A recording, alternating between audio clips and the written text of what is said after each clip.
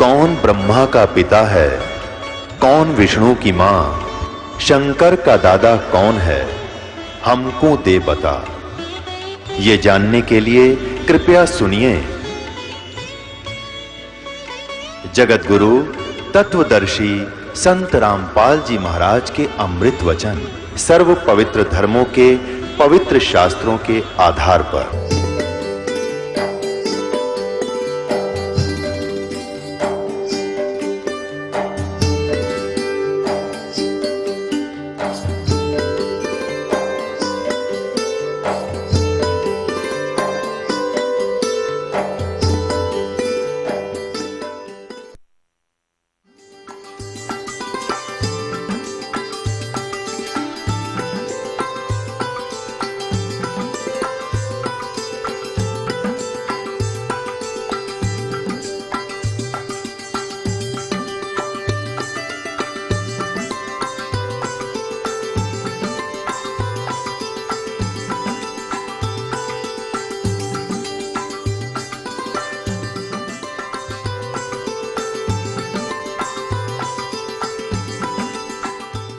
ये देखिएगा, श्रीमद् भगवत गीता जयदयाल गोविंद का इसके अनुवादक हैं और गीता प्रेस गोरखपुर से प्रकाशित है।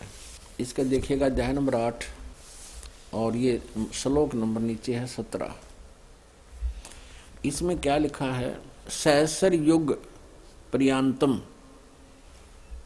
सहस्र युग, इसमें सहस्र चतुर्युग नहीं लिखा है, ये ध्यान से देखना। मूल संस्कृत हम आसानी से पढ़ सकते हैं। सहस्र युग पर्यंतम, इसमें सहस्र चतुर्युग नहीं लिखा रखा है, ओनली युग लिखा है।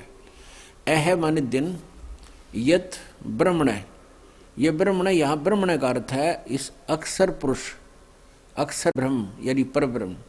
विदु माने जानते हैं, अह माने दिन, और रात्रिम योग सहस्रांतम, चतुर्युग नहीं है इसके अंदर, युग सहस्र, सहस्र माने 1000, रात्रि माने रात्रिम, ते अहोर विद जना। तो जो इस ब्रह्मण माने अक्षर पुरुष के पर ब्रह्म के दिन, जो 1000 युग का दिन और 1000 युग की रात्रि है, अहोरात्र माने दिन रात को सही ढंग से बतावेगा, वो विद्वान है, वो सही ढंग से इस काल की सारी स्थिति से परिचित है। इन्होंने यहां अनुवाद गलत कर दिया, देखना। ब्रह्मण का अर्थ कर दिया इन्होंने ब्रह्मा का। इनकी बुद्धि ब्रह्मा विष्णु महेश तो ऊपर जावे नहीं थी। ब्रह्मण का अर्थ कर दिया ब्रह्मा, और ब्रह्मा का जो एक दिन है उसको 1000 चतुर्युगी तक की अवधि वाला। यहां चतुर्युग नहीं आना चाहिए, सहस्र युग पर्यंत है। अह माने दिन, और ब्रह्मण का अर्थ लिखना था अक्षर पुरुष का। अक्षर पुरुष का जो एक दिन है वह 1000 युग की अवधि वाला है, नोट चतुर्युग। और इतनी रात्रि भी 1000 युग की है, नोट चतुर्युग की। और जो व्यक्ति तत्व से जानते हैं वे योगी जन काल के तत्व के जानने वाले, वो असली संत हैं जो इसको समझेंगे। ये चतुर्युग नहीं है। अब समझाएंगे आपको ये वास्तविकता क्या है। अपने आत्माओं ने तो गीता ज्ञानदाता कंप्लीट नॉलेज रखता आध्यात्मिक, क्योंकि ये चौथे अध्याय के 34वें श्लोक में कहता है कि अर्जुन, वो तत्व ज्ञान जो परमात्मा ने स्वयं आकर बताया अपने मुखारविंद से, चौथे अध्याय के 32वें श्लोक में उस ज्ञान के विषय में कहा है कि ब्रह्मण मुखे, जो परमेश्वर ने सच्चिदानंद घन ब्रह्म ने स्वयं आकर बोला है, वो तत्व ज्ञान है। उस ज्ञान को तू तत्वदर्शी संतों के पास जाकर समझ, और उसमें बहुत विस्तार के साथ सब आध्यात्मिक यज्ञानुष्ठानों की जानकारी दी गई है, वो सच्चाई है। और उससे मैं भी परिचित नहीं हूं, इसलिए उसको तत्वदर्शी संतों से जाकर पूछ, वो बताएंगे उस परमात्मा तत्व की सही जानकारी। तो यहां भी यही बताया 8वें अध्याय के 17वें श्लोक में गीता जी में कि जो 1000 युग का है, नोट चतुर्युग, ब्रह्मण यानी परब्रह्म के अक्षर पुरुष की दिन और इतनी ही रात्रि है। जो इसको सारे समय को, काल को सही ढंग से बता देगा, वो तत्वदर्शी संत है, वो सही ज्ञान रखता है।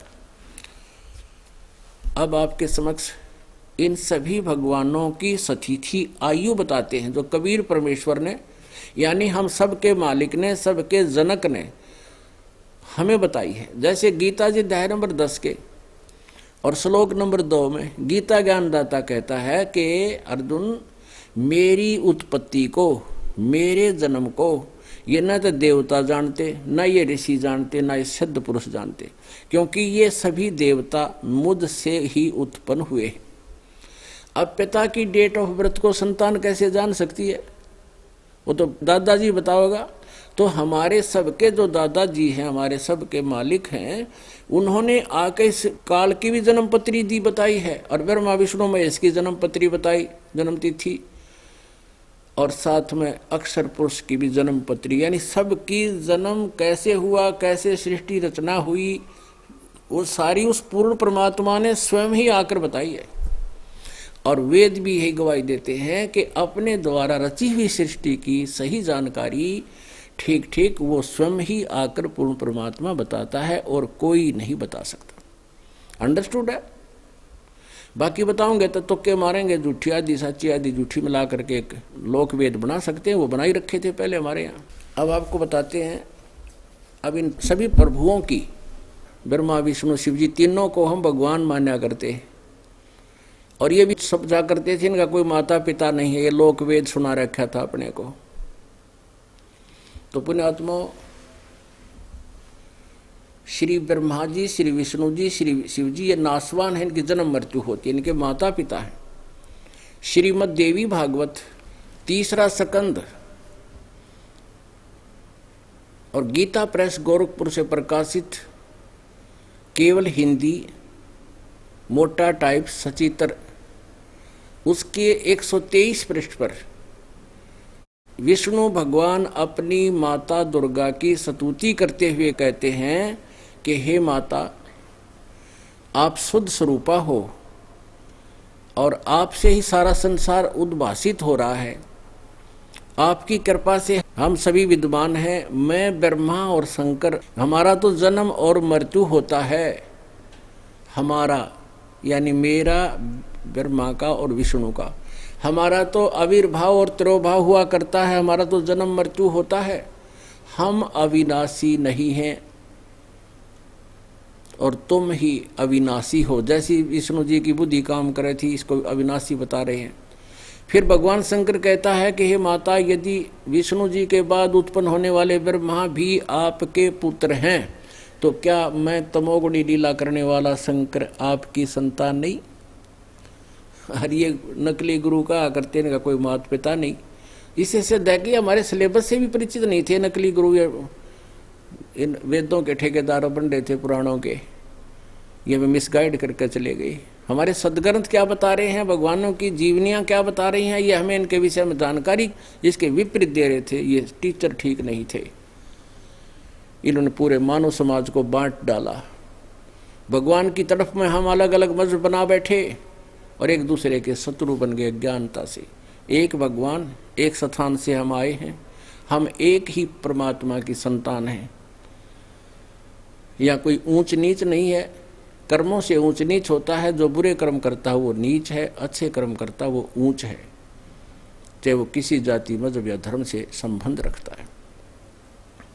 अब हम आपको बताते हैं, जैसे श्री ब्रह्मा जी की आयु कैसे है। ब्रह्मा जी की दिन रात की गणना चतुर्युग से होती है, और अक्षर ब्रह्म यानी अक्षर पुरुष की गणना केवल युग से होती है, 1000 युग से होती है, और ब्रह्मा जी की 1000 चतुर्युग से गणना है। हमारे जो 4 युग हैं, सतयुग, त्रेता, द्वापर और कलयुग, ये 43,20,000 वर्ष के बनते हैं। 4,32,000 वर्ष इस कलयुग की आयु है, अवधि है, और ये सबसे कम है। इससे डबल है द्वापर युग की, इससे डबल। और त्रेता युग में की 3 गुना है इससे, और सतयुग की इससे 4 गुना है। तो ऐसे कुल मिलाकर के 43,20,000 वर्ष बनते हैं हमारे मनुष्यों के वर्ष। तो ये एक चतुर्युग होता है। और ऐसे 1000 चतुर्युग का ब्रह्मा जी का दिन और इतनी ही रात्रि, यानी 30 दिन रात का एक महीना हो गया, और 12 महीने का एक वर्ष हो गया, और 100 वर्ष की ब्रह्मा जी की आयु होगी।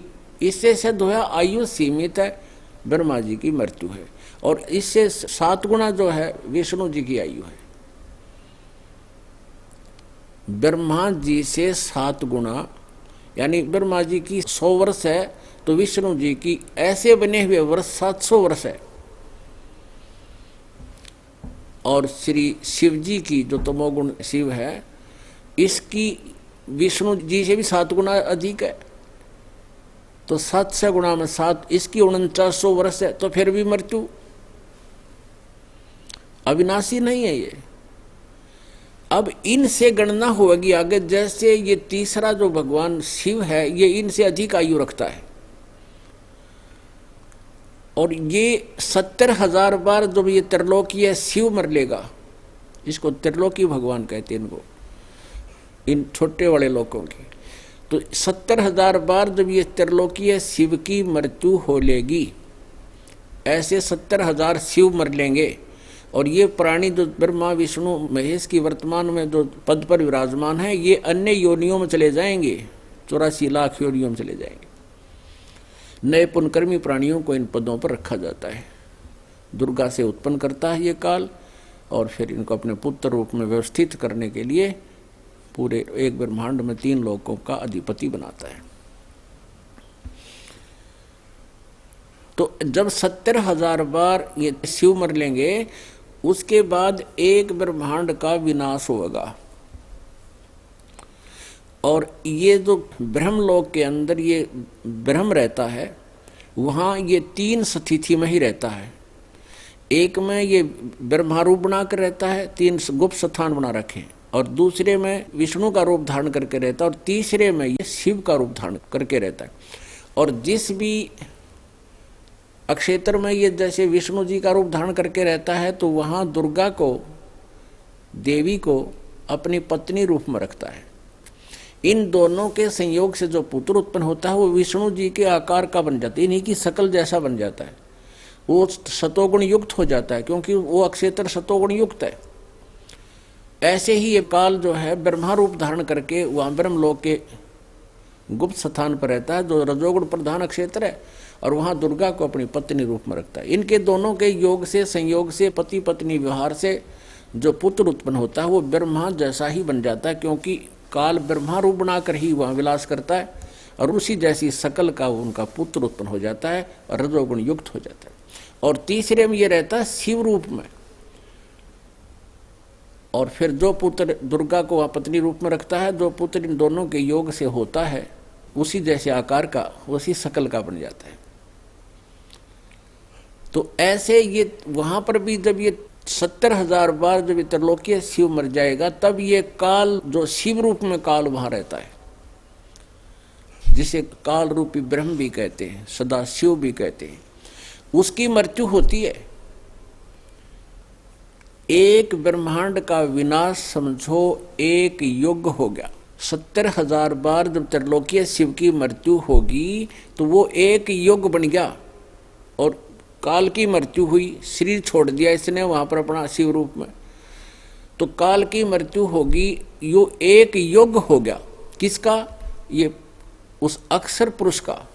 गीता जी अध्याय नंबर 15 के श्लोक नंबर 16 में 2 पुरुष हैं, सर्वपुरुष और अक्षर पुरुष। अब सर्वपुरुष तो सीधा ही नाशवान है, तो आप कह रहे हैं मेरे भी जन्म मृत्यु तेरे भी जन्म मृत्यु होते हैं, और ये ऐसे जन्म मृत्यु होते हैं। अब इसकी मृत्यु होगी 70,000 बार, जब इसका पुत्र मर जाएगा शिव, उसके बाद इसकी मृत्यु होगी, और यू योग हो गया एक किसका? अक्षर पुरुष का। तो ऐसे 1000 युग का अक्षर पुरुष का दिन और 1000 युग की रात, ऐसे जो 30 दिन रात का एक महीना बन गया, तो ऐसे 12 महीने का एक वर्ष बन गया किसका? अक्षर पुरुष का। और ऐसे 100 वर्ष की आयु है इस अक्षर पुरुष की।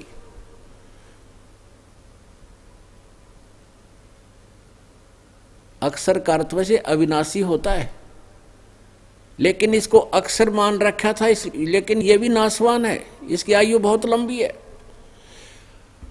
एक है परम अक्षर पुरुष, परम अक्षर ब्रह्म। गीता जी अध्याय नंबर 8 के श्लोक नंबर 1 में अर्जुन ने पूछा कि किम तत् ब्रह्म, जो 7वें अध्याय के 29वें श्लोक में आपने जिस तत्व ब्रह्म की जानकारी दी है कि उसको जानने के पश्चात फिर कोई प्राणी वो तो फिर जरा और मरण से ही छूटने की प्रयत्न करता है, या कि किसी वस्तु की इच्छा नहीं करता। तो किम तत् ब्रह्म 8वें अध्याय के 3रे श्लोक में गीता जी ने कहा कि वो परम अक्षर ब्रह्म है। तो जो 3रे नंबर का प्रभु है वो है परम अक्षर ब्रह्म। अब अक्षर का अर्थ अविनाशी होता है, लेकिन ये परम अक्षर ब्रह्म इसलिए लगाना पड़ा कि हमने इसको अविनाशी मान रखा था, इसकी घनी लंबी उम्र थी। अब क्या बताते हैं, एती उम्र बुलंद मरेगा अंतरे, सतगुरु लगे न कान न भेंटे वो संतरे। परमेश्वर ने स्वयं आकर बताया कबीर देव जी ने कि यदि इतनी लंबी उम्र भी हो जाती है जीव की तो भी अंत में मृत्यु है। और क्यों होती है तुम्हारी जन्म मृत्यु? क्योंकि सतगुरु लगे न कान न भेंटे वो संत रे। कौन से संत? सतगुरु कौन होता है? सतगुरु वही होता है जो सत्य ज्ञान प्रचार करता है। और गीता जी अध्याय नंबर 4 के श्लोक नंबर 34 में कहा है कि तू तत्वदर्शी संत की खोज कर और उससे पूछ। कहते तुम्हें वो संत नहीं मिले, वो तत्वदर्शी संत ना मिलने से इतनी लंबी उम्र भी अगर हो जाएगी तो भी तुम्हारी जन्म और मृत्यु है, तुम्हें जो है शांति प्राप्त नहीं हो सकती। गीता जी अध्याय नंबर 18 के श्लोक नंबर 62 में कहा कि अर्जुन तू सर्वभाव से उस परमेश्वर की शरण में जा, उसकी कृपा से ही तू परम शांति को और सनातन परम धाम को यानी शाश्वतम स्थानम सतलोक को प्राप्त होगा। अपने आत्मा में जब तक जन्म मृत्यु है शांति नहीं हो सकती। जन्म होते ही प्रोसीजर शुरू, फिर युवा हुए, युवा होते ही विवाह, और फिर रोजगार, फिर विवाह होते संतान की इच्छा, संतान ना हुई तो चिंता, होगी तो महाचिंता, कोई मर गई कोई बच गई, आप भी बीच में मर गए, बालक रह गए, टक्कर मार मार के मरते, तड़प तड़प कर मर गए। तो कहते हैं यहाँ शांति नाम की चीज नहीं है। और गीता ज्ञानदाता कहता है यदि मेरी भक्ति करनी है तो शांति हो नहीं सकती। युद्ध भी कर, मेरा सिमरन भी कर। गीता जी अध्याय नंबर 8 के श्लोक नंबर 5 और 7 में गीता ज्ञानदाता कहता है, 8वें अध्याय के 13वें श्लोक में इसने अपना मंत्र बता दिया कि मुझ ब्रह्म का एक ओम मंत्र है, नथिंग एल्स। अब कहता है 8वें अध्याय के 5वें और 7वें श्लोक में कि अर्जुन तू मेरा सिमरन भी कर और युद्ध भी कर, मुझे प्राप्त होगा। अब इसने स्पष्ट कर दिया कि मेरी भक्ति करनी है, ओम नाम का जाप है, और युद्ध तो करना पड़ेगा क्योंकि मेरे शरण में शांति नहीं हो सकती। ओम के जाप से शांति नाम की चीज नहीं। इसलिए 18वें अध्याय के 62वें श्लोक में कहा कि सर्वभाव से तू उस परमेश्वर की शरण में जा, उसकी कृपा से ही तो परम शांति और सनातन परम धाम को प्राप्त होगा। अब प्रसंग चल रहा है गीता जी अध्याय नंबर 15 के श्लोक नंबर 17 में जिस परम अक्षर ब्रह्म के बारे में बताया है कि उत्तम पुरुष है तू अन्य परमात्मा इति उदाहरत है। यह लोग तेरे में अवश्य विवर्ती अवैश्वर है, वो अविनाशी परमेश्वर है। अब अक्षर माने भी अविनाशी, सर माने नाशवान, अक्षर जिसका नाश ना होता हो। यहाँ अक्षर पुरुष कहा इसको, सर पुरुष ये ब्रह्म है, ये तो अंडरस्टूड है कि सीधा नाशवान है। स्वयं भी कह रहा है मेरी जन्म मृत्यु होती है, और अक्षर पुरुष को हमने अविनाशी मान लिया, लेकिन यहाँ आगे इसका ये शंका क्लियर कर दी है, डाउट क्लियर कर दिया कि उत्तम पुरुषत्व अन्य परमात्मा उदारते ये लोग तरमावी से विवर्ती अव्यय ईश्वर है, वो है अविनाशी भगवान। तो इससे सिद्ध है कि अक्षर पुरुष अविनाशी कहलाते हुए अविनाशी नहीं है। ये कैसे अविनाशी नहीं है, इतनी लंबी उम्र है उसकी। तो इसलिए इसको भी अविनाशी का भ्रम हो गया था, इस कारण से इसको अक्षर पुरुष कहने लगे और वास्तव में अविनाशी तो कोई और है। अब 8वें अध्याय के 3रे श्लोक में अर्जुन का उत्तर देते हुए गीता ज्ञानदाता सरपुरुष कह रहा है कि वो तो परम अक्षर ब्रह्म है, जो 7वें अध्याय के 29वें श्लोक में जिस तत्ब्रह्म के विषय में जानकारी दी है कि उस तत्ब्रह्म को जानकर, यानी परम अक्षर ब्रह्म को जानकर सारे दातुन से परिचित व्यक्ति, सभी कर्मों से परिचित व्यक्ति केवल जरा और मरण से छूटने का ही प्रयत्न करता है। जरा माने बुढ़ापा और मरण माने मृत्यु। सबसे बड़ा दुख यहाँ पर बुढ़ापा है और फिर दूसरा मृत्यु। पुण्यात्माओं, आप यहाँ अपने बच्चों में, अपनी संपत्ति में चाहे कितने दुखी हो, फिर भी आप संतुष्ट हैं। और यो भी नाश हुआ इस काल ने तो भी मृत्यु भी करेगा तुम्हारी, बुढ़ापे में तड़फावे, सारी उम्र दुखी करे, कभी किसी घाटा कभी वाडा, कोई मर गया कोई बच गया, हाहाकार मची रहती है। और लास्ट में दे ही तोड़ा बुढ़ा करके बयान मैटी उठा जा ना बैठा जा, कभी आँख है, कभी पिंडी भड़के, कदे दांत निकलवाने, कदे चढ़वाने, बुरा हाल है। और फिर मृत्यु सबसे बुंडा काम करे, हमारी गिल मारे पहले सब कुछ कह तेरा तेरा तेरा, हर फिर का छोड़ ही मेरा।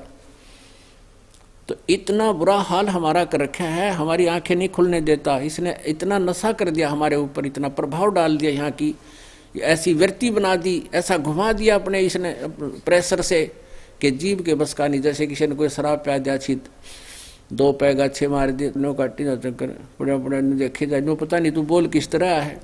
तो हमारे को इसने इतना नशा कर रखा है।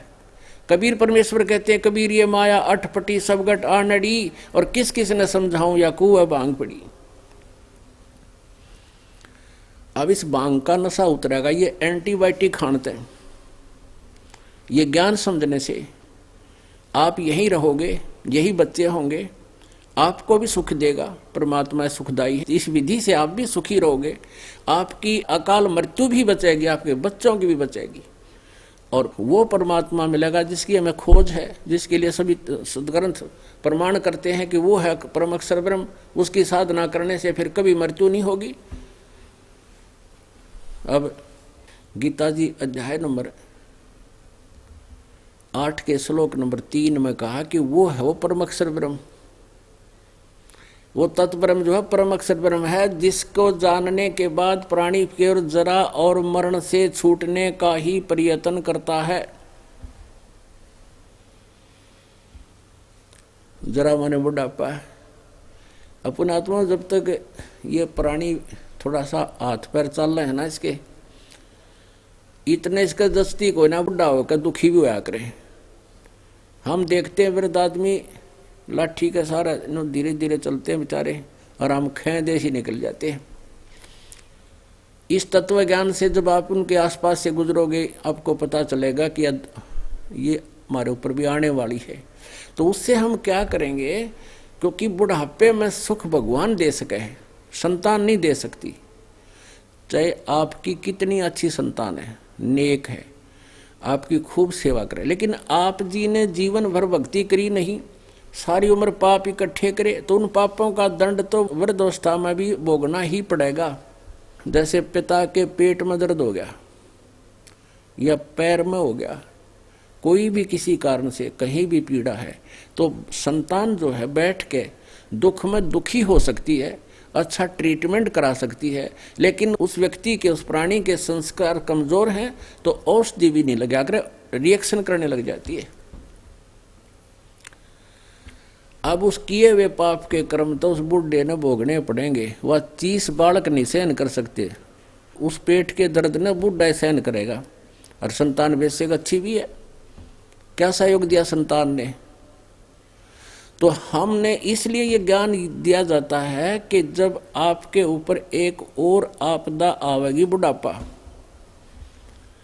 और जीवन में तो ना जाने कितनी घटनाएं आपके ऊपर आ सकती है प्रारब्ध के संस्कारवश, तो ये भी इस परमात्मा, समर्थ परमात्मा कबीर परमेश्वर की भक्ति से, इसकी साधना करने से, ये साधना जो दास आपको बताएगा, इससे आपके जीवन में आने वाले प्रारब्ध के जो संकट हैं वो भी कटेंगे, खत्म होंगे, और बुढ़ापा भी आपका बहुत हल्का होगा, बहुत ही कम संकट में आपका जीवन व्यतीत हो जाएगा। और जब मृत्यु होगी, सबसे पहाड़ टूटेगा। मृत्यु के समय जब भक्ति नहीं कर रखी, यम के दूत आते हैं, उनके पास काउंटिंग होती है कि इस वृद्ध के अब 20 सांस रह गए, 100 सांस रह गए हैं श्वास, उससे पहले आकर के इसकी गर्दन और जुबान को बंद कर देता है, और फिर उसके श्वास गिनते हैं, जीभ दाब के कर ले पूरे, और फिर वो वैसे नहीं छोड़ता है शरीर को, क्योंकि हम किसी किराए के मकान पर रहते हुए ना छूटा जल्दी ही कोई कह दे खाली कर दे भाई मेरा, तो भी दुख मानकर कई दिन अटपट करके निकाल देते हैं।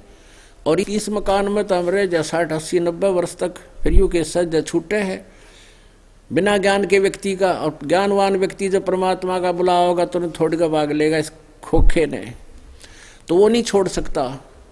भक्तिहीन प्राणी में वो व्यवस्था नहीं होती कि शरीर से छोड़ भी सके अपनी मर्जी। फिर यम के दूत इसको डराते हैं, बुरी बुरी तरह आकृति बनाते हैं ताकि वो भयभीत होकर इसको छोड़े, और ना छोड़े फिर इसके अंदर से सूक्ष्म रूप में भाले ठोकते हैं, ये फिर से निकल कर भाग जाता है, फिर इन्हें पकड़े भाग के की जाएगा। तो अंत में टट्टी और पेशाब निकल जाती सफला तो उनकी, जो आज धरती तोलता फिरता पता नहीं के बकवाद करता है।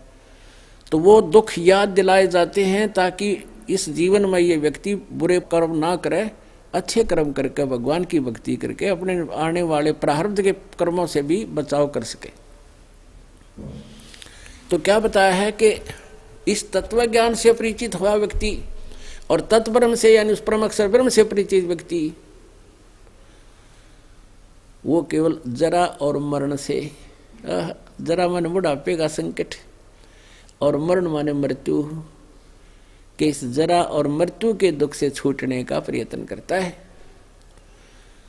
तब अर्जुन ने पूछा वो किम तत्ब्रह्म, वो तत्ब्रह्म क्या है जिसको जानकर फिर आदमी केवल यहाँ से छूटने का प्रयत्न करता, संसार की किसी वस्तु की या पुनर्जन्म की इच्छा नहीं रखता।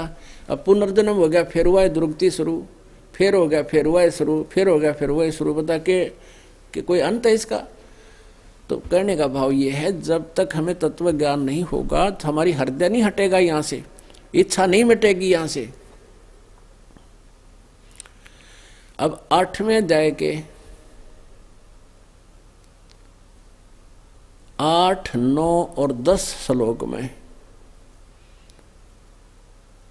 अब गीता ज्ञानदाता कहता है कि जो व्यक्ति उस तत्व ब्रह्म की, परम अक्षर ब्रह्म की 8वें अध्याय के 3रे श्लोक में जिस परम अक्षर ब्रह्म उत्तम पुरुषत्व अन्य, 15वें अध्याय के 17वें श्लोक वाला जो भगवान है उत्तम पुरुषत्व अन्य, वो परम अक्षर ब्रह्म है। उस परम अक्षर ब्रह्म की जो भक्ति करता है, और उस परम अक्षर ब्रह्म की भक्ति का कौन सा मंत्र है?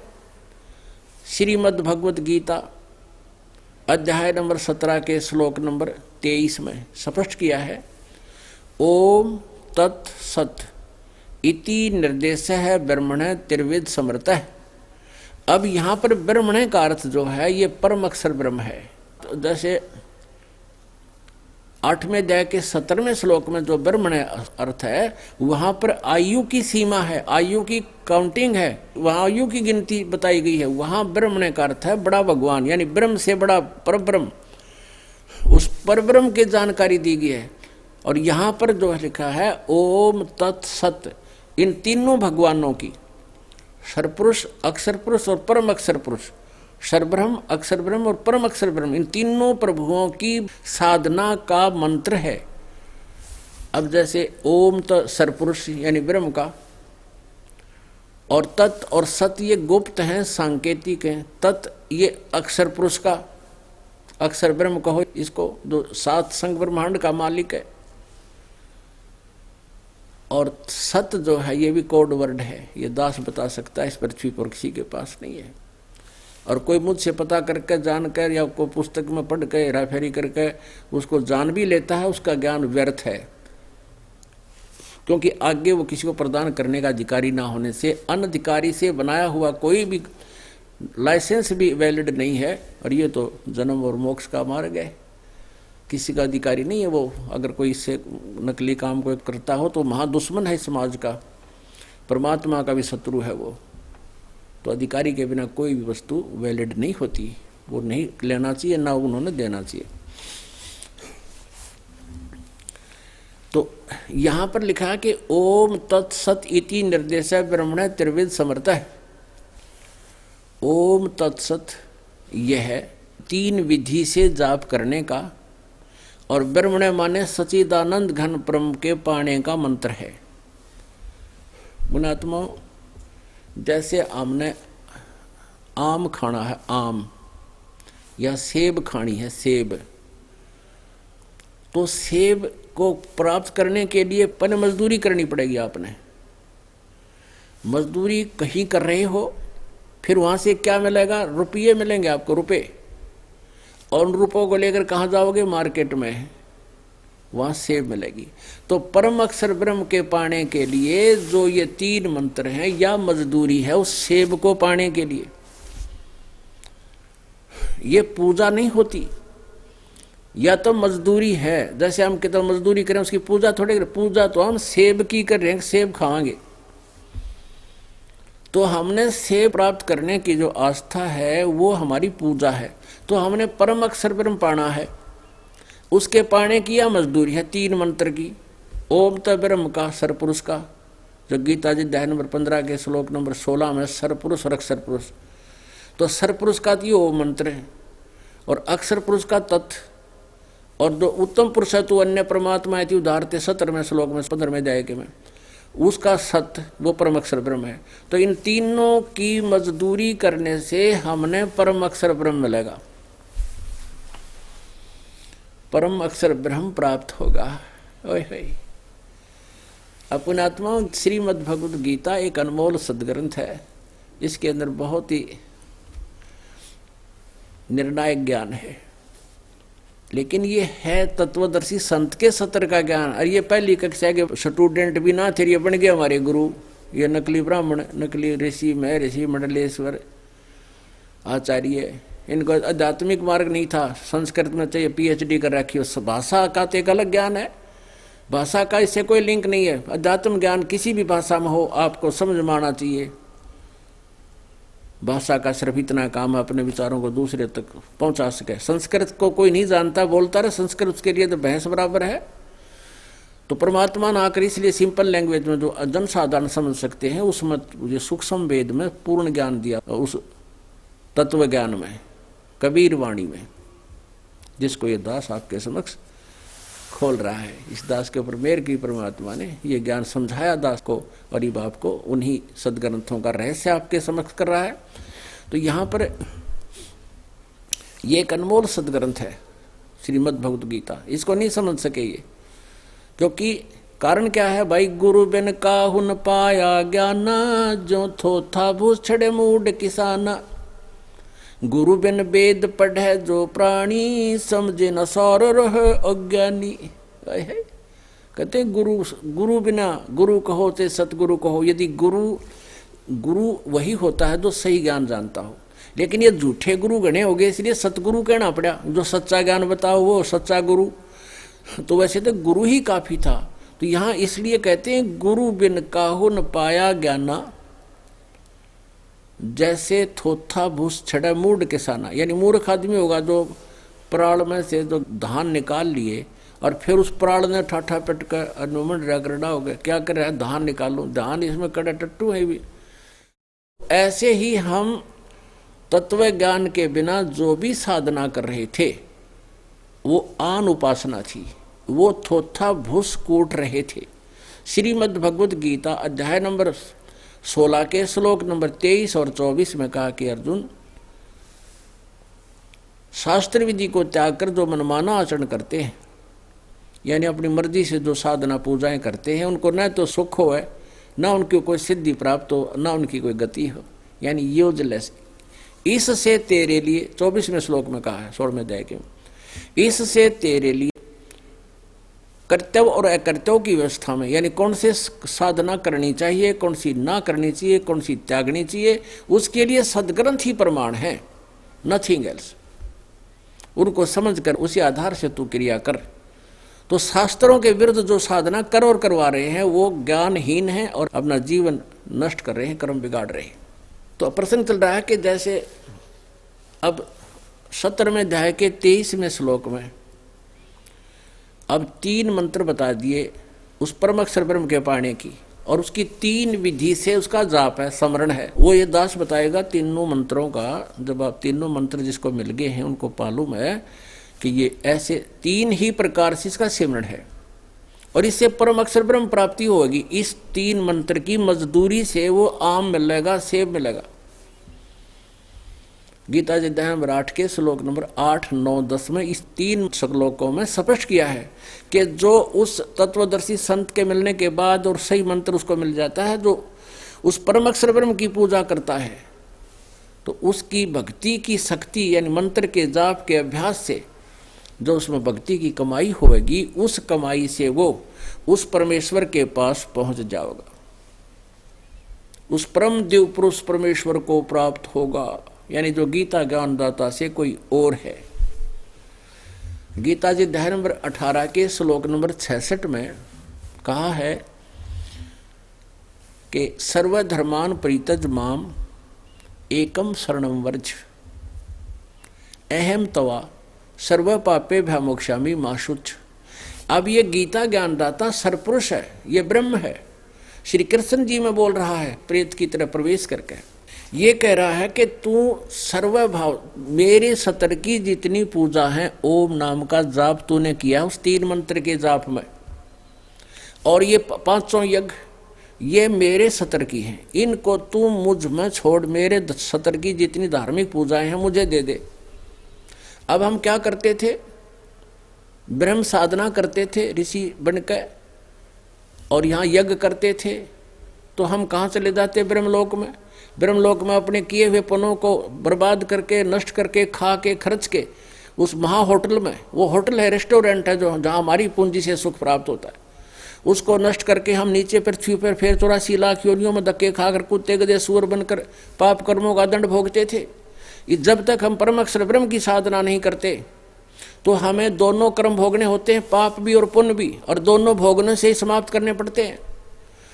और परम अक्षर ब्रह्म की शरण में आने से आपके पापों को नाश कर दिया जाता है और केवल पुण्य आपको प्राप्त रह जाते हैं। जैसे फसल में खरपतवार हो जाता है, आजकल ऐसी मेडिसिन की खोज होगी है, ऐसी औषधि की, कि उसमें डाल देते हैं पानी में फसल में, तो घास का नाश कर देती है, फसल सुरक्षित रह जाती है। ऐसी यह खोज है किस्म की, पदार्थ यही थे, खोज अब हुई है। इसी प्रकार ये मंत्र अपने सदग्रंथों में थे, लेकिन खोज इस दास के ऊपर कृपा की परमात्मा ने यह अब होगी है। तो यहाँ गीता ज्ञानदाता कह तो रहा है कि मेरे सतर की सब पूजाओं को छोड़कर उस परम अक्षर ब्रह्म की शरण में जा, और ये नाड़ी अनुवाद कर रहे हैं कि सब धर्मों को छोड़कर मेरी शरण में आ जा। श्री कृष्ण जी की शरण में तो पहले कह रहे अर्जुन मैं तो आपकी शरण में हूँ। दूसरे अध्याय के 7वें श्लोक में कहता है कि हे भगवान मैं आपकी शरण हूँ, और जो मेरे हित में हो आप वो ज्ञान मुझे बताओ, मेरी अकल काम करना बंद करेगी। वो तो पहले कह रहा मैं तेरी शरण में हूँ, तो अब मेरी शरण में आने का क्या औचित्य था यहाँ भगवान का कहने का, या समझ नहीं सके। ये अपने आत्माओं जैसे 18वां अध्याय अंतिम अध्याय है श्रीमद् भगवद गीता का, और ये 60, 61, 62 से आगे आगे जो है लास्ट श्लोक चल रहे हैं, और 66 तक इसमें ज्ञान है। आगे तो फिर अलग से क्रियाएं बताई हैं। तो यहाँ क्या बताया कि अंतिम तक ज्ञान हो गया और अंतिम अध्याय आ गया, अंतिम श्लोक हो गए। अब गीता ज्ञानदाता कहता है 18वें अध्याय के 62वें श्लोक में कहा कि सर्वभाव से तू उस परमेश्वर की शरण में जा, उसकी कृपा से तू परम शांति को और सनातन परम धाम को प्राप्त होगा। अब 18वें अध्याय के 63वें श्लोक में ये कहा कि अर्जुन जो मैंने कहना था तेरे तक कह दिया, यो गीता का अति रहस्यमय ज्ञान तुझे सुना दिया, अब तेरा जैसे समझ में आवे ऐसे कर ले। जब मेरी शरण में आना है तो युद्ध कर, शांति नहीं। युद्ध करना पड़ेगा। और तूने परम शांति चाहिए, युद्ध याद नहीं करना पड़े, तो तू उस परमेश्वर की शरण में जा। अब तू फैसला कर ले, मेरी शरण में रहना है या उसकी शरण में जाना है।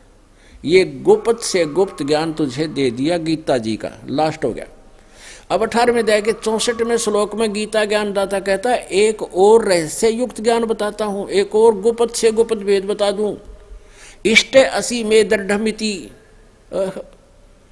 तत्वक्षामि ते हितम, के इष्ट माने इष्ट देव है मेरा भी, वही 18वें अध्याय के 62वें श्लोक में जिस परमेश्वर की शरण में जाने को तुझे कह रहा हूं, वह मेरा भी पूज्य देव है, मैं भी उसी की आराधना करता हूं।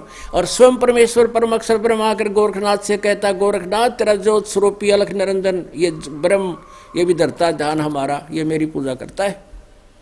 और ये स्वयं स्वीकार कर रहा है कि मेरा भी वो इष्ट देव है। इन्होंने अनुवाद गलत कर दिया, यहाँ पर इष्ट का अर्थ प्रिय कर दिया। अब अगर यहाँ फिर नो कहता कि मैं गुप्त से गुप्त भेद बताता हूं तो मेरा खास्ट प्रिय है, तो पहले बता दिया गुप्त से गुप्त 63वें श्लोक में, 18वें अध्याय के 63वें श्लोक में कह दिया कि ये गुप्त से गुप्त गीता जी का ज्ञान मैंने तेरे ही कह दिया। अब कहे एक भेद और बताता हूं 18वें अध्याय के 64वें श्लोक में कि एक और गुप्त से गुप्त भेद बताता हूं कि मेरा पूज्य देव भी यही है। अब 18वें अध्याय के 65वें श्लोक में गीता ज्ञानदाता कहता है, यदि मेरी शरण में रहना है तो उठ भाई और युद्ध कर, मुझे नमस्कार कर, मेरे में मन वाला हो, यानी मेरे में भावित हो। 8वें अध्याय के 6ठे श्लोक में कहा है कि जो भी साधक अंत समय में जिसमें भावित रहता है, जिसमें जिसकी आस्था होती है, तो उसी को प्राप्त होता है। तो यहाँ 18वें अध्याय के 65वें श्लोक में फिर गीता ज्ञानदाता कहता है कि तो मुझ में मन वाला बन, मुझे नमस्कार कर और मुझे प्राप्त होगा, नथिंग एल्स। अब 18वें अध्याय के 66वें श्लोक में कहा है, तुरंत यहाँ प्रश्न उत्तरी चल रहे हैं कि अब तो निर्णायक ज्ञान आ रहा है कि अगर उसकी शरण में जाना है तो सर्वधर्मान प्रीतजमाम, मेरे सतर के सभी धार्मिक पूजाएं मुझ में छोड़ दे। और फिर अहम तवा सर्व पापे वह मोक्षा भी मासुच। तो हम क्या करते रहे, पहले ओम नाम का जाप और ये यज्ञ जो करते रहे, जैसा भी ज्ञान था तो उसको ब्रह्म लोक में नष्ट कराते थे, और पाप न्यो के न्यो रह जाते, उनको गधे कुत्ते सूर बनकर भोगते थे। अब हम उस परम अक्षर ब्रह्म की शरण में जाएंगे तो सबसे पहले हमारे पापों का नाश करेगा। और जो इसके सतर की ओम नाम के जाप की साधना, क्योंकि हमने इससे छुटकारा पाना, इसका कर्जा हमारे ऊपर है, इसको दे देंगे, ये हमने कुत्ते गधे सूर नहीं बना होगा। हम इस पूंजी का प्रतिफल ना लेकर के इसका जमा करा देंगे, तू अपना किराया पकड़ और हमें छोड़ कर से मुक्त कर। पुणात्माओं, जिनको ये सृष्टि रचना समझ में आ गई है, उनको पता है कि ये पृथ्वी लोक भी घूम रहा है और 21 ब्रह्मांड भी घूम रहे हैं, और हम इस पृथ्वी लोक पर इस काल के लोक में बैठे हैं, इसके वायुयान में घूम रहे हैं, और इसने टैक्स लगा रखा है इसका, इस यात्रा का, और मजदूरी करो, इसका पूरा करो, इसका किराया लेता हमारे से। तो परमात्मा ने यह विधि बताई है कि साधना करके इसका प्रतिफल मत लेना, किराया दे दो इसका, तो इसका टैक्स दे देंगे हम, ये हमारा कर्जा मुक्त कर देगा हमें। ओम नाम का जाप हम इस काल को देंगे, ब्रह्म को, और जितनी भी हम यज्ञ धर्म आदि कर रहे हैं ये सब इसको देगा, जो पीछा छूटेगा अपना। और फिर कहता है सर्वधर्मान प्रीतजमाम एकम शरणम व्रज, एकम माने जिसके बराबर दूसरा ना हो, अद्वितीय, उस परम अक्षर ब्रह्म की शरण में जा। अहम तवा सर्व पापे भय मोक्षामि मासुच, फिर कहता मैं तेरे को कोई दंड नहीं दूंगा, क्योंकि फिर यूँ मांगे कि हमारे तो जब इसका हमारा फैसला हो गया तो चिंता ना करे। कहता है तब तेरा छुटकारा हो सकता है, तो उसकी शरण में जा और तत्वदर्शी संत मिले। यो 17वें अध्याय के 23वें श्लोक में जो कोड वर्ड है मंत्रों का, ये वो तत्वदर्शी संत ही बता सकता है, और उसकी भक्ति करने से ही तेरा मोक्ष होगा। क्लियर कर दिया कति। और यहाँ गीता अनुवादकर्ताओं ने आज तक इस दास से पहले सबने अनर्थ कर रखा है, वर्ज माने आना कर रखा है, जबकि वर्ज माने जाना होता है।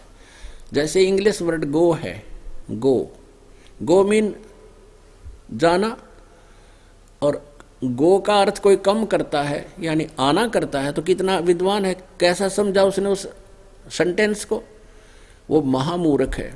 तो इन्होंने वर्धमाने आना कर दिया, जबकि वर्धमाने जाना होता है, क्योंकि इनकी बुद्धि का सतर श्री कृष्ण यानी विष्णु जी से ऊपर गया है को नहीं। इन्होंने श्री विष्णु जी को, इस सतोगुण विष्णु जी को परम पुरुष मान रखा था। अपने आत्माओं श्रीमद् भगवद गीता अध्याय नंबर 2 के श्लोक नंबर 46 में इसको आपको फिर याद दिलाते हैं कि इसमें कहा है कि जब आपको परमात्म तत्व का ज्ञान हो जाएगा, परम अक्षर ब्रह्म की जानकारी हो जाएगी, उस समय तेरी स्थिति ऐसी हो जाएगी अर्जुन, जैसे बहुत बड़े जलाशय की प्राप्ति के उपरांत एक छोटे जोड़ में रह जाती है, जो जिसका पता है कि 1 वर्ष वर्षा ना हुई तो ये सूख जाएगा और इसके आश्रित भी तड़फ तड़फ कर मरेंगे। तो ब्रह्मा विष्णु महेश नासवान, इन पर आश्रित व्यक्ति कैसे परम शांति प्राप्त करेगा? 18वें अध्याय के 62वें श्लोक वाली, जब तक जन्म मृत्यु है महाकष्ट है, कौन मर कर राज्य अड़ते देवता हो, आखिरी सांस तक तरफ यही रहती है, जीवन बना रहे, उनको तो और घना सुख है, वो तो और ज्यादा तुंग पाते हैं मरते समय। और ये 21 ब्रह्मांड का स्वामी सरपुरुष, आप पे सरपुरुष है तो ये नासवान है, खुद कहता है मेरे जन्म और मृत्यु होते हैं, तो इसके आश्रित हम परम शांति कैसे प्राप्त कर सकते हैं? अक्षर पुरुष की स्थिति आपको बता दी, इसकी भी मृत्यु होगी। और परमात्मा कहते हैं एती उम्र बुलंद मरेगा अंतरे, सतगुरु लगे न कान न भेंटे वो संतरे। इतनी लंबी उम्र होगी तो भी मरेगा तो फिर परम शांति नहीं। तो अक्षर पुरुष यानी परब्रह्म की साधना भी शांतिदायक नहीं। परम अक्षर ब्रह्म की साधना, उसकी भक्ति, वो परम अक्षर ब्रह्म कौन है? वो कबीर देव है, कबीर साहब है। उस कबीर देव की भक्ति से, परम अक्षर ब्रह्म की साधना से, ये वही कबीर है जो बनारस में, काशी में जुलाहे की भूमिका किया करते थे और चारों वेद उसकी गवाही देते हैं। चारों वेद ये प्रमाणित करते हैं कि वो परम अक्षर ब्रह्म कबीर देव है। और सतलोक से चलकर, अपने अमर धाम से चलकर, मुक्ति धाम से गति करके यहाँ आता है, अच्छी आत्माओं को मिलता है, उनको तत्व ज्ञान से परिचित कराता है, और वो तत्व ज्ञान परिचित प्राणी फिर उस परमात्मा के ज्ञान का फिर डंडोरा पीटते हैं। उनमें से कौन कौन है वो परम अक्षर ब्रह्म के प्राप्त परमात्माएं, वो हंस आत्माएं? आदरणीय धर्मदास साहेब जी, आदरणीय नानक साहेब जी, आदरणीय मुल्कदास साहेब जी, आदरणीय दादू साहेब जी, आदरणीय गरीबदास साहेब जी, गांव छुड़ानी, जिला दद्दर हरियाणा वाले, आदरणीय गीसा साहेब जी, गांव खेखड़ा, जिला मेरठ उत्तर प्रदेश वाले, और भी महापुरुषों ने मिले हैं, लेकिन उनके इतिहास में उनका क्लियर नाम नहीं है। लेकिन अब तत्व ज्ञान से पता चला है कि उनको भी मिले हैं। किनको? आदरणीय नामदेव साहब जी को परमात्मा स्वयं आकर मिले थे, और तब उन्होंने सही यही मंत्र मिले थे तीनों, और तब उनका मोक्ष हुआ था। तो इन महापुरुषों को परमात्मा मिले, और इन्होंने अपनी अमृत वाणी में, अपने द्वारा अनुभव की वाणी में, परमात्मा प्राप्त वाणी में लिखा है, गवाही दी है।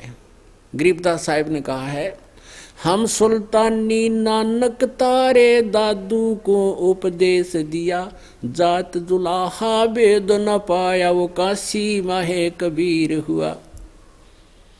आदरणीय नानक साहिब जी ने कहा है, फाई सूरत मलोकी वेश, ए ठगवाड़ा ठगी देश, खरासियाना बोता भार, ये धानक रूप रहा करतार। गुरु ग्रंथ साहिब के 24 पन्ने पर लिखा है, और 721 पन्ने पर लिखा गुरु ग्रंथ साहिब में कि हक्का कबीर करीम तू बेऐब परवरदिगार, एक अर्ज गुप्तम पेश तो दर कून करतार, हक्का कबीर करीम तू बेऐब परवरदिगार। निर्विकार परमात्मा, हक्का कबीर माने सत कबीर, और धानक रूप रहा करतार, वो धानक रूप में परमात्मा कबीर। ऐसे दादू साहिब जी ने कहा है कि जिन मुझको निज नाम दिया सोए सतगुर हमार, दादू दूसरा कोई नहीं ये कबीर सिरजनहार। गरीबदास जी कहते हैं अनंत कोट ब्रह्मांड का एक रति निभार, और सतगुर पुरुष कबीर हैं ये कुल के सिरजनहार। बोलो सतगुरुदेव।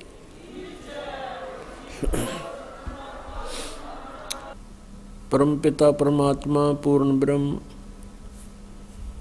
सर्व सृष्टि रचनहार ये कबीर साहब जी हम सभी आत्माओं के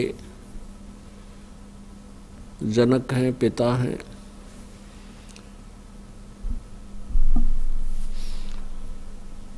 परमेश्वर कबीर देव जी प्रत्येक युग में आते हैं और प्रत्येक युग में आकर के वो अपने सतलोक से चल कर आते हैं और यहाँ काल के लोक में फैले हुए आध्यात्मिक अज्ञान को नाश करते हैं, तत्व ज्ञान का प्रकाश करते हैं। काल की प्रेरणा से काल के द्वारा फैलाए गए अज्ञान से प्रत्येक आत्मा परिपूर्ण हो चुकी होती है। लोकवेद सुनकर के सब चीखने घड़े बन जाते हैं। परमेश्वर उस समय आते हैं तब हम उस परमेश्वर के उस सत्य ज्ञान को स्वीकार नहीं कर पाते हैं, जिस कारण से हम इसी काल के जाल में रह जाते हैं। पुण्यात्माओं, जिस समय आप जी इस तत्व ज्ञान से परिचित हो जाओगे उसमें आपको काल के जाल की प्रत्येक डोरी नजर आने लग जाएगी, प्रत्येक गांठ महसूस होएगी कि इसने ये बंधन किस कारण से हमें बांध रखे हैं। फिर आप के अंदर एक विशेष तड़प बनेगी उस परम पिता को पाने की। परमेश्वर कबीर देव जी ये परम अक्षर ब्रह्म है, जैसे आज आपको सत्संग में सुनाया था। ये वो परमात्मा है जिन्होंने सारे ब्रह्मांडों की रचना की और वो तीनों लोकों में प्रवेश करके सबका धारण पोषण यही परमात्मा करते हैं।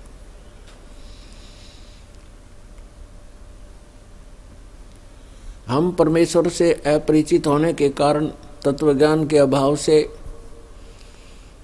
परमात्मा को ना पहचान कर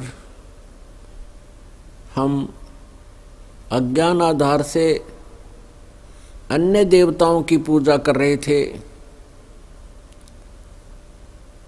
जो हमारे सदग्रंथों में भी मनाही है।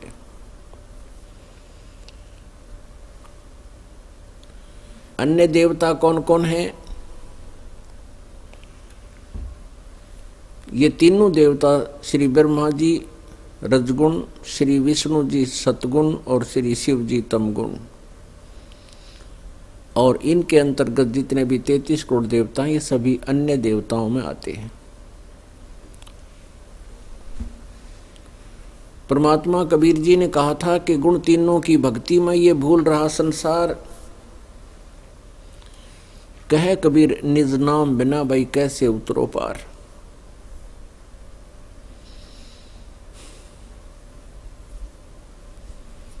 पुण्यात्माओं, हमारे सदग्रंथ हमें यथार्थ ज्ञान दे रहे हैं, लेकिन आज तक इन सदग्रंथों को कोई समझ नहीं सका, जिस कारण से हम अपने ही खजाने से, अपने घर में दबे हुए उस धन से, आध्यात्मिक ज्ञान से हम वंचित रहे और जिसका दुष्परिणाम हमने भोगना पड़ा। हमारे पूर्वज भूत बन गए, पितर बन गए, कोई पशु पक्षी की योनियों में धक्के खा रहे, भटक रहे। मनुष्य जीवन केवल इसलिए प्राप्त होता है कि हम मोक्ष करावें, जन्म मरण के दीर्घ रोग से पीछा छुड़वावें। लेकिन तत्व ज्ञान ना होने से हम साधना करते करते भी जीवन व्यर्थ कर जाते हैं।